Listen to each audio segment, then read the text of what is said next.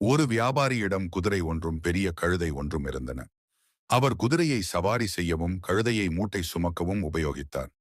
ஒரு நாள் அருகிலுள்ள நகரத்திற்கு குதிரையையும் கழுதையையும் ஓட்டிச் சென்றார். கழுதையின் மேல் பெரிய பார மூட்டை ஒன்றை ஏற்றியிருந்தார். அதனால் கழுதை பாரம் தாங்காமல் தள்ளாடி தடுமாறி சிரமத்துடன் நடந்து சென்றது. குதிரையோ தன் மேல் பாரம் எதுவும் இல்லாமல் குதூகலத்துடன் நடந்து சென்றது. வழியில் குதிரை கழுதையை பார்த்து, நண்பனே, நீ பெரிய பாரம் மூட்டையுடன் வெகு சிரமத்துடன் நடந்து வருகிறாய்.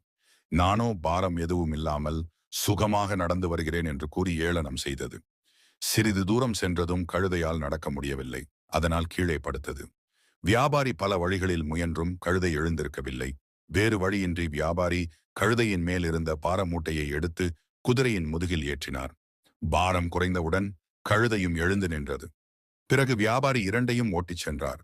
பாரம் முழுவதையும் குதிரை கடைசி வரை வெகு தூரம் சுமந்து செல்ல வேண்டியதாயிற்று. அதனால் அது வெகு துன்பப்பட்டது.